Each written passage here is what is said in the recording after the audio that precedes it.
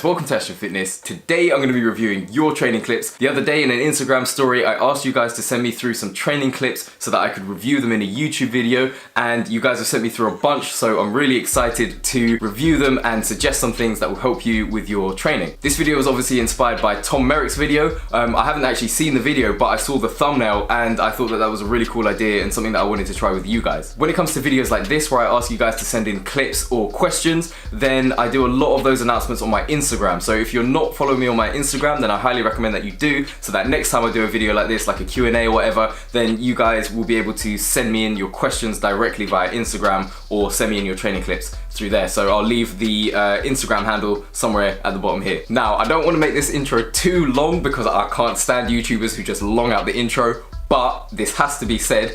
Thank you so much for 20,000 subscribers. This is crazy. Like, at the beginning of the year, I actually wrote down a list of all the achievements I wanted to achieve for the year. And one of them was to achieve 10,000 subscribers. Already, I'm on 20,000. It's nuts. Before the lockdown period, I was on 3,000 subscribers and now I'm on 20,000 and it's still climbing. So it's insane. Thank you so much for subscribing. I really, really appreciate it. So yes, let's begin. I'm really excited to review these clips because you guys have sent me some really cool clips. And yeah, I've got some really helpful suggestions that I know will help you out with your training. Obviously, disclaimer, these are just suggestions. You don't have to use them if you don't want to, but these are suggestions based on my own experience and based on what I know helps other people. So yeah, you can use them or you don't have to use them. But yeah, these are just my suggestions and I'm excited to review these clips, so let's do it. So the first clip is from Gail Masai. Hopefully I pronounced your name properly, but what you wanted help with was your muscle up form. So let's have a look at the video together and then I'll give you some tips.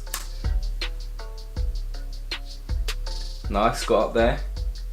There we go, giving yourself a little bit of rest before the next rep. Nice. Bit more of a struggle on that second rep, but that's a good attempt for sure. I think what will really, really help is if you get a little bit more of a swing, because I've noticed that, so when you jump on the bar, you do get a tiny bit of a swing, but if you've got a little bit more of a swing on that initial kind of setup for the muscle up, then it will really, really help you, because the purpose of that swing is to give you the momentum that you need to get to the top of the bar. Because when you get to the apex of the swing, and this is one thing I noticed as well, when you jump on the bar, I'm just going through frame by frame here, and when you jump on the bar, you initiate the muscle up movement just before the apex of the swing. And basically what that does is that this is a super common mistake. This is the mistake that most beginners make, because the timing is everything and the timing is really key, but it's difficult to get that timing at first. So what happened here is you initiated the movement just before you reach the apex of the swing. And just to clarify, the apex is that point of the muscle up where when you swing forward, so basically when you're swinging to get ready for the muscle up, the apex point is the point where you're furthest away from the bar and you just hover there for a slight second. This is in my muscle up tutorial. If you haven't watched that already, then make sure you do, because I explain this way better in that tutorial than I have just done here. But basically, yeah, it's just that point furthest from the bar when you swing, and you hover there for a slight millisecond, and it's in that millisecond, that's when you want to explode up, and then you drive your knees up as you have done, which is really good. You're driving your knees up to create that momentum, and yeah, that will help you to get up and over the bar. When you're first learning the muscle up, you can use all of these little techniques to kind of help you with that momentum, because it's very difficult. So yeah, that is the one thing that I'd advise. Make sure that when you're doing your swing, get a little bit more of a swing, and then make sure you really wait until that apex point of the swing, and then once you've reached that apex point, then you shoot up, drive your knees up, really pull down as hard as you can on the bar, and then get yourself up and over that bar. So this clip is by Sandeep Thakur. Hopefully I pronounced your name right, but again, Sandeep wants some help with his muscle up. So let's have a look at this. So I can see already that this is a good first attempt. I can see that you're trying to work out the timings and the rhythms of the muscle up. But what you need to do is, again, when you first learn the muscle up, a lot of it is technique rather than strength at the beginning, because when you first learn it, it's highly likely that you're not gonna have the strength to be able to just do, you'll see in a lot of advanced calisthenics athletes, they have just the raw strength to be able to literally just pull themselves up. when you first start, it's going to be difficult for you to do that. So that means you're going to have to rely a lot on technique, which is why in my muscle up tutorial and in this video, I've been emphasizing the kind of waiting till the apex point, making sure that you're driving your knees up as well to generate momentum, making sure that you're exploding up with your pull-up, because it is very technique heavy at the beginning. So a few tips: make sure you get to that apex point, make sure you wait until you get right to the end of your swing before you explode up. Make sure also that you don't miss that apex point, because it's a tricky point to miss. Like, you can either, a lot of people either start the movement too early or they start it too late. In this clip, there's a combination of both. So you'll see that you start to initiate the movement just after you swing back from the apex point. Like initiating the movement before the apex point, initiating the movement after the apex point will also kill your momentum. So you want to make sure that you're getting that timing right. So right when you hit that apex point, that's when you want to explode up. Then what you want to do is you want to make sure that your pull is coordinated with that, because after you miss the apex point, then you begin the pull. But what you want to do is when you get to the apex point, that's when you want to pull up. So make sure that those two aspects are coordinated. And then also, don't bend your feet back either, because in the clip, you start to bend your feet back, and again, that will be another thing that will kill your momentum. So make sure you're keeping your legs nice and straight, because then that will also allow you to drive your knees up as hard and as fast as you can to help you get that momentum to come up and over the bar. Lastly, you should get very comfortable with your pull-ups, because the thing is that from here, I can tell that the pull-up is not necessarily explosive enough to be able to get you up and over the bar. So what you really need to do, I've made a video about this too, is you need to make sure that you can do 10 pull-ups easily. They need to be super easy for you. That is the requirement for the muscle up. You have to make sure that you can do that, and then that way you'll be able to do at least one, or you should be able to do at least one explosive pull-up. Here the pull-up is looking a little bit slow, so you've got to make sure that you really explode up with that pull-up to give you the best chance of getting up and over the bar. So now let's move on to the front lever clips. We got the first one by Green's Movement. So he's got a nice little home setup here, and he's just gone into that straddle front lever there. Good hold, knees up. Now he's gone into that advanced tuck, and now he's gone back into the straddle front lever. That's some good endurance.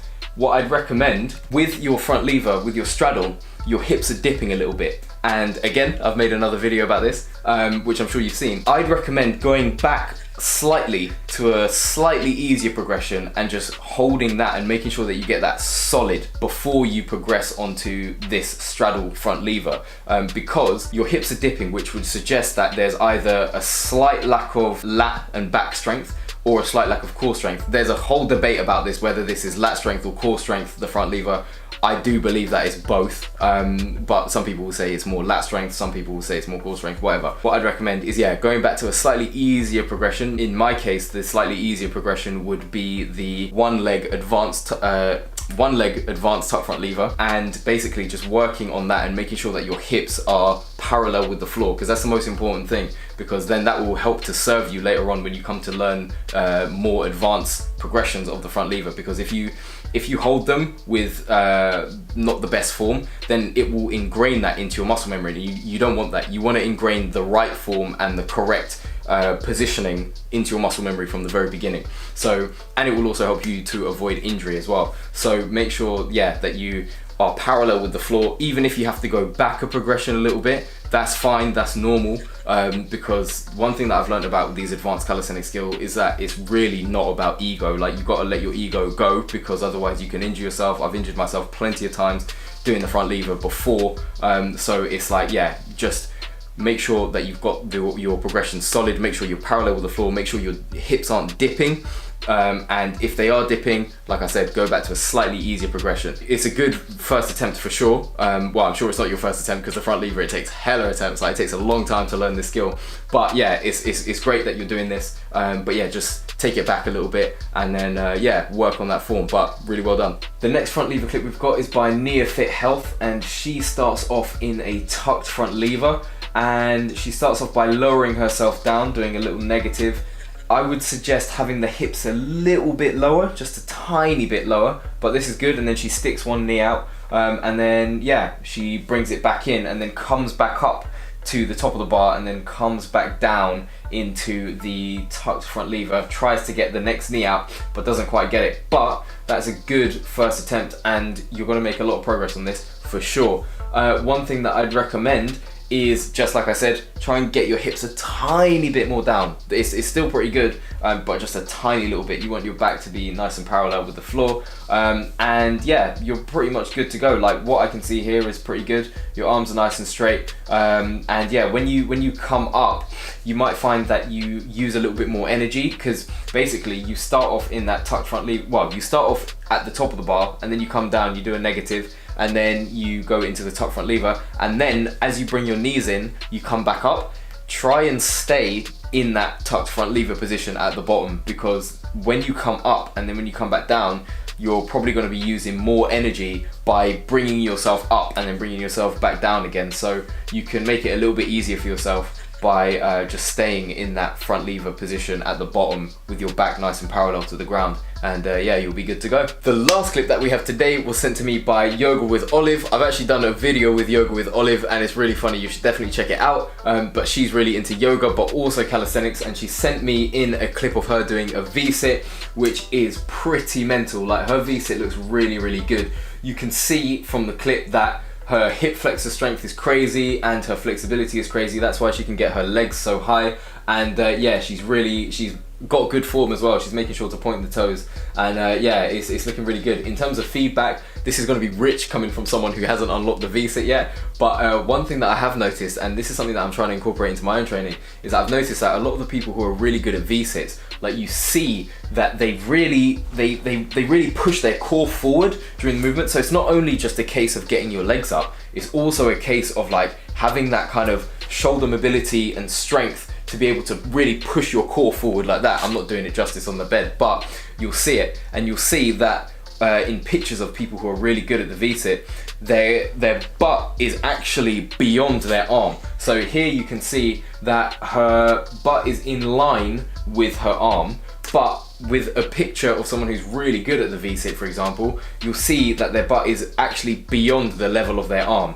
And that takes crazy core strength to achieve, and also a good deal of shoulder flexibility and mobility. So yeah, that would be like the next stage, I reckon.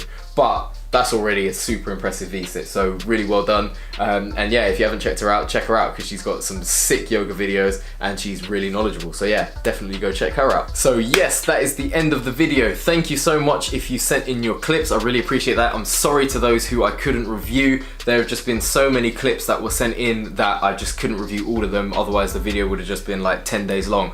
But thank you for those who did. And thank you to everyone who subscribed. If you haven't subscribed already, then make sure you hit that subscribe button and make sure you turn on post notifications as well, so that you don't miss any videos like this in the future. And if you really did enjoy the video, then share it with your friends on Facebook, Twitter, Instagram, whatever you want to use. And then yeah, share some feedback stuff with them, because I'm sure obviously this will help out the people who I'm directly kind of giving my feedback to, but it will also help you if you're along one of these journeys. If you're learning the muscle up, if you're learning the front lever, if you're learning whatever, then there's a lot of kind of valuable feedback in the feedback that I'm giving these people that you can take away in your own training as well. So yes, thank you for watching the video, and I will see you in the next one.